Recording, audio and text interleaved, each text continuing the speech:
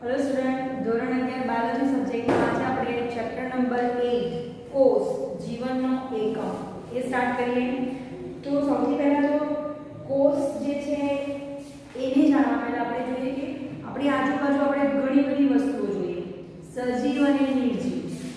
તો આપણે એ કેવી રીતે ઓળખીએ કે આ સજીવ છે અને આ નિર્જીવ છે?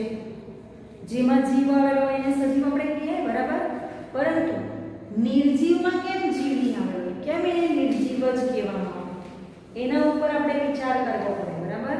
અને એ વિચાર કરીએ તો એનો એક જ આન્સર મળે છે કે સજીવ જે છે એ સજીવ કોષનો બનેલો હોય છે, બરાબર? એટલે એનો મૂળભૂત આધાર શું હોય? કોષ।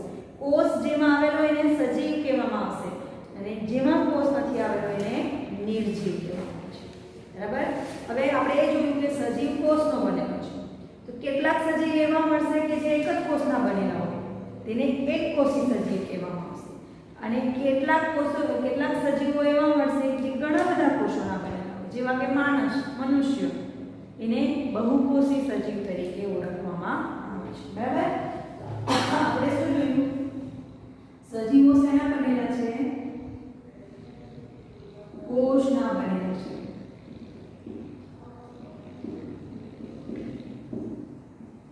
બરાબર? જેમાંથી એક જ કોષ ધરાવતા સજીવને શું કહેવામાં આવે?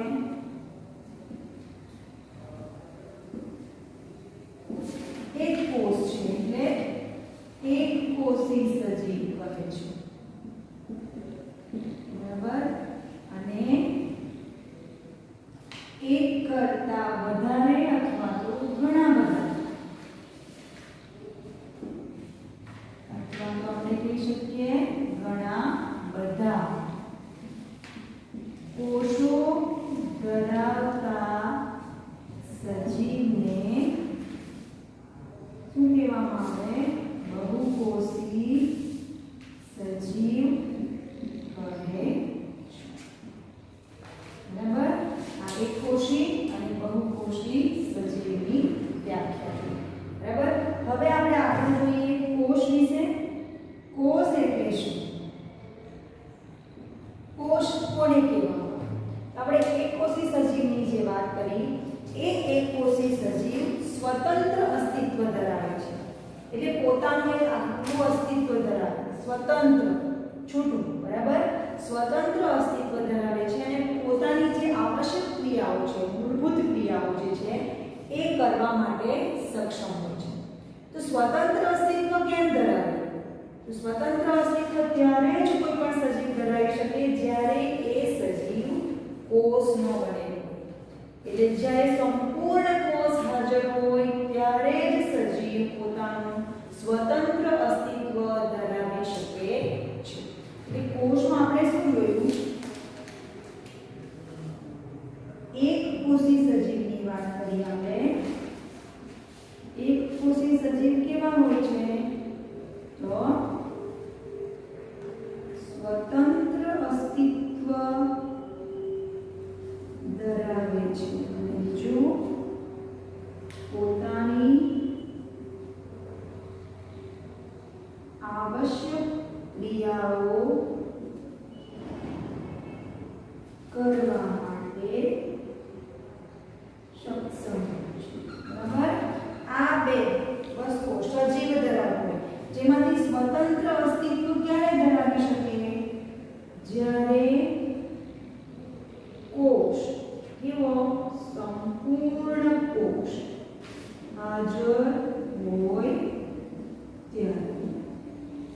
એટલે જ્યાં સુધી કોષ નહીં આવે સજીવમાં ત્યાં સુધી એ પોતાનું અસ્તિત્વ સ્થાપિત કરી શકતો નથી। આપણે જાણીએ છીએ એમ પણ કે સજીવ જે છે એ કોષોનો બનેલો છે, બરાબર? શેનો બનેલો? કોષોનો બનેલો। એટલે જો કોષ જ નહીં હોય તો એનું અસ્તિત્વ રહી શકે નહીં, આવી શકે। અને આ કારણસર કોષ જે છે એ કોષને સજીવનો રચનાત્મક અને ક્રિયાત્મક એકમ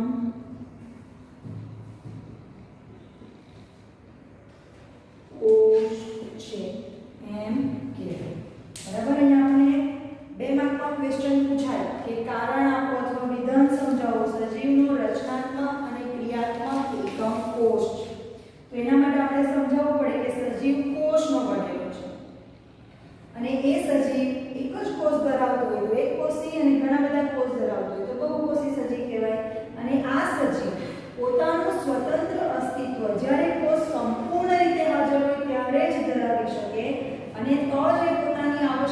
ક્રિયાઓ કરી શકે. આ કારણસર કોષ એ સજીવનો રચનાત્મક અને ક્રિયાત્મક એકમ છે એમ કહેવામાં આવે છે. બરાબર, 2 માર્કમાં કારણ પૂછે. બરાબર, આગળ જોઈએ. કોષની સૌપ્રથમ શોધ કોણે કરેલી અથવા નિરીક્ષણ કોણે કરેલું? તો વૈજ્ઞાનિકનું નામ છે એન્ટોની વોન લ્યુવેનહોક. એન્ટોની વોન લ્યુવેનહોક નામના વૈજ્ઞાનિકે સૌપ્રથમ કોષનું નિરીક્ષણ કર્યું હતું. બરાબર, એમણે આપણે આગળ હિસ્ટ્રી જોઈ ગયા છે, તમને ખબર હશે કે એક ઢાંકણ છે એટલે કે બૂચ છે, એ બૂચમાંથી એણે કોષનો સૂક્ષ્મદર્શક યંત્રમાં એ બૂચમાંથી જે આપણને ભૂખરા કલરનું લેયર જેવું મળે એ લેયરને એમાં કાઢેલું અને પછી એને સૂક્ષ્મદર્શક યંત્રમાં જોયેલું તો એ સૂક્ષ્મદર્શક યંત્રમાં એને હવે મધપૂડા જેવી રચના જોવા મળી. મધમાખીનો મધપૂડો જોયો ને એના જેવી આવી રચના એ બૂચના છેદમાં એને જોવા મળેલું. લેયર લીધેલું એમાં આ રીતની રચના એને જોવા મળેલી અને એણે એને કોષ તરીકે ઓળખાવી. બરાબર, એટલે એન્ટોની વોન લ્યુવેનહોક નામના વૈજ્ઞાનિકે સૌપ્રથમ કોષનું નિરીક્ષણ કર્યું. ત્યારબાદ રોબર્ટ બ્રાઉન નામના વૈજ્ઞાનિક આવેલા અને રોબર્ટ બ્રાઉને કોષ કેન્દ્રની શોધ કરી. બરાબર, કોષ કેન્દ્ર કોને કહેવામાં આવે? આપણને ખબર છે આ કોષ છે તો એની મધ્યમાં જે આવેલું છે એને કહેવામાં આવે છે કોષ કેન્દ્ર. બરાબર, એટલે રોબર્ટ બ્રાઉને આ કોષ કેન્દ્રની શોધ કરી. બરાબર, કેના દ્વારા કરેલી? આપણે કેમાં જોયેલું? તો સૂક્ષ્મદર્શક યંત્રનો ઉપયોગ કરી. બરાબર, પરંતુ આગળ સુધારા થતા ગયા, અભ્યાસ જેમ જેમ આગળ વધતો ગયો તેમ સૂક્ષ્મદર્શક યંત્રમાં સુધારા થયા અને ઇલેક્ટ્રોન માઇક્રોસ્કોપની શોધ થઈ.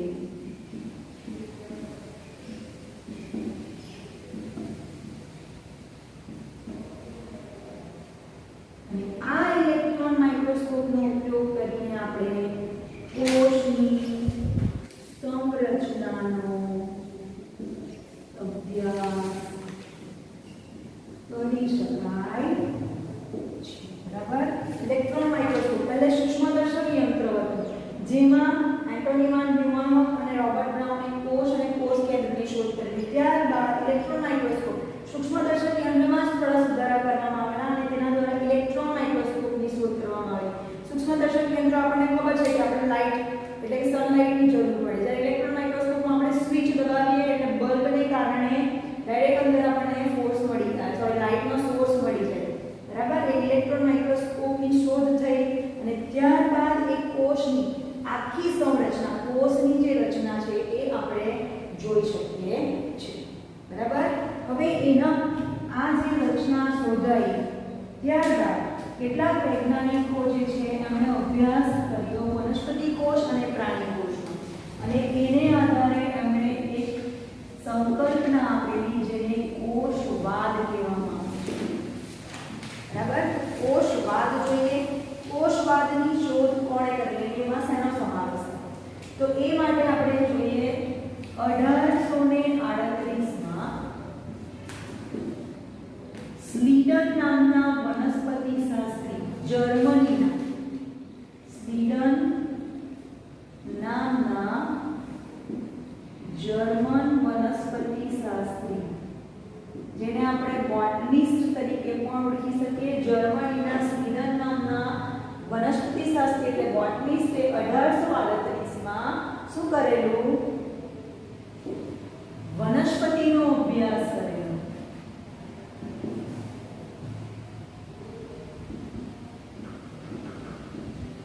તો એમણે શું જોયું? વનસ્પતિ ઘણા બધા કોષોની બનેલી છે. અને આપણે જાણીએ છીએ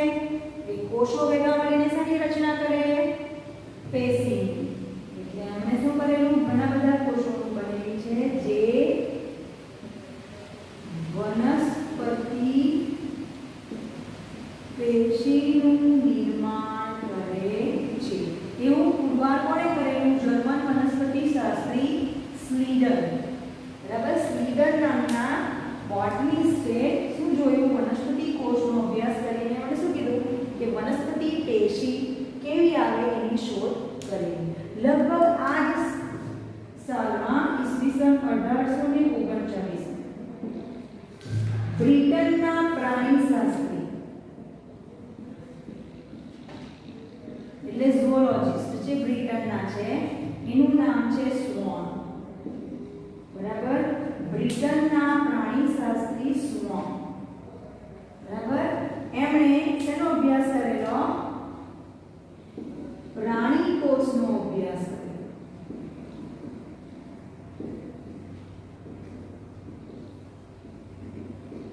અને પ્રાણી કોષનો અભ્યાસ કર્યો તો આપણે શું જોયું કે જે કોષ છે એ પ્રાણી કોષ એની બહારની સપાટી પર પાતળું બાહ્ય આવરણ ધરાવે છે. કોષ જે છે એ કોષની બહારની તરફ એક પાતળું આવરણ આપણે જોયું આ રીતે. બરાબર, જેને નામ આપી દીધેલું આપણે કોષ રસ પટલ. કોષ રસ પટલ તરીકે ઓળખાવ્યું. કયું? તો પ્રાણી કોષની સપાટી પર એટલે બહારની તરફ જે પાતળું આવરણ આવેલું હોય એને કોષ રસ પટલ તરીકે એમણે ઓળખાવ્યું. સ્વોને ત્યારબાદ પ્રાણી કોષની તો એણે અભ્યાસ કરેલો જ હતો, પરંતુ ત્યારબાદ સ્વોને વનસ્પતિ પેશીનો પણ અભ્યાસ કરેલો. બરાબર, અને વનસ્પતિ પેશીનો અભ્યાસ કર્યો તો એણે શું જોયું કે વનસ્પતિ કોષ દિવાલ ધરાવે છે. બરાબર, અને કોષ દિવાલ એ વનસ્પતિનું આગવું લક્ષણ છે. અહીંયા યાદ રાખજો, પ્રાણીની સપાટી, પ્રાણીનો જે કોષ છે એની ફરતે ફક્ત એક જ આવરણ આપણને જોવા મળે છે, બહારની તરફ પાતળું બાહ્ય આવરણ, જેને કોષ રસ પટલ કહેવામાં આવે છે. બરાબર, એટલે આપણે અહીં આકૃતિ જોઈએ, આ પ્રાણી કોષ છે. બરાબર, તો એની ફરતે આપણને આ રીતે એક બહારનું પાતળું આવરણ જોવા મળે છે. એને શું કીધું છે? એમને કોષ રસ પટલ. જ્યારે વનસ્પતિ કોષનો એમણે અભ્યાસ કર્યો ત્યારે એમણે શું જોયું કે આ પાતળું બાહ્ય આવરણ તો છે જ, પરંતુ એની સાથે સાથે કોષ દિવાલ પણ વનસ્પતિ કોષ ધરાવે છે. તફાવત પૂછાય, વનસ્પતિ કોષ અને પ્રાણી કોષનો તફાવત લખો તો એમાં પહેલો મુદ્દો શું આવશે? વનસ્પતિ કોષ કોષ દિવાલ ધરાવે છે, પ્રાણી કોષ દિવાલ ધરાવતી નથી. એટલે જ વનસ્પતિ કોષમાં કોષ દિવાલ જે છે એ એનું આગવું લક્ષણ તરીકે ઓળખાય છે. એટલે આ જે અભ્યાસ કરેલો સ્વોને, એને આધારે સ્વોને એક પરિસંકલ્પના આપી. એમણે શું કીધેલું કે વનસ્પતિ કોષ હોય કે પ્રાણી કોષ, એની શરીર દિવાલ જે છે એ શરીર દિવાલ કોષ અને કોષની નિપજોની બનેલી છે, અને તેને જ સ્લીડન અને સ્વોનના સંયુક્ત કોષવાદ તરીકે ઓળખવામાં આવે. અહીંયા ખાસ ધ્યાન રાખજો, હવે આપણે કોષવાદ જોતા છે. પહેલો જે આવ્યો એ સંયુક્ત કોષવાદ. કોણે આપેલો? સ્લીડન અને સ્વોન. એમણે શું આપેલો કોષવાદ? કે વનસ્પતિ અને પ્રાણી કોષો, પ્રાણીઓ જે છે એ પ્રાણીઓની શરીર દિવાલ કોષ અને કોષની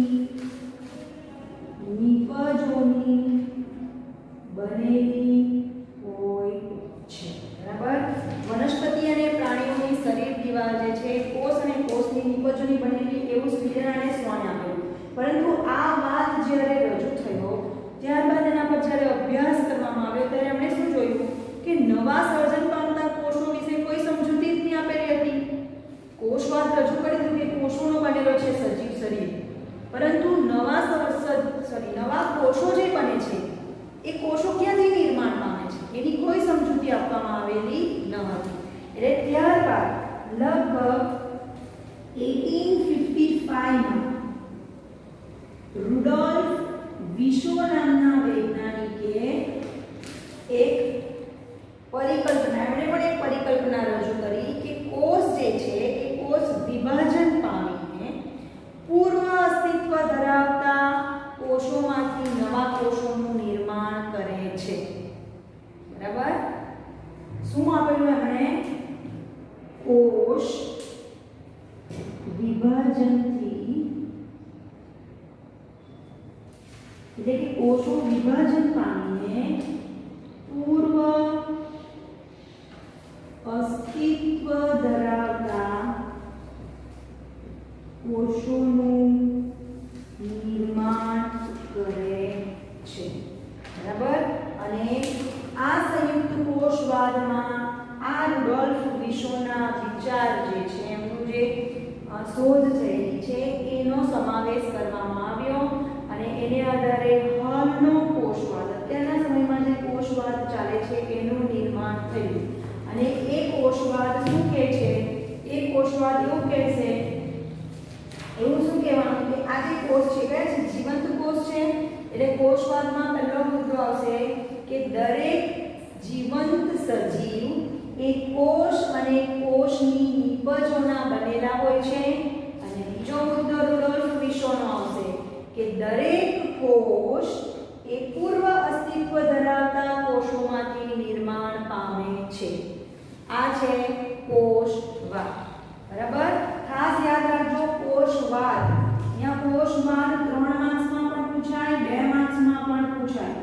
3 માર્ક્સમાં પૂછાય તો તમારે આખું લખવું પડે કે સ્લીરણે શું શોધેલું, સ્લોને શું શોધેલું અને એમણે કોષવાદ કેવી રીતે રજૂ કરેલો. 2 માર્ક્સમાં પૂછાય કોષવાદ તો તમારે 2 મુદ્દા જે આવશે કે જીવંત સજીવો કોષ અને કોષની નિપજોના બનેલા હોય છે અને બીજો મુદ્દો દરેક કોષ પૂર્વ અસ્તિત્વ ધરાવતા કોષોમાંથી નિર્માણ પામે છે એટલું લખવાનું. Thank you.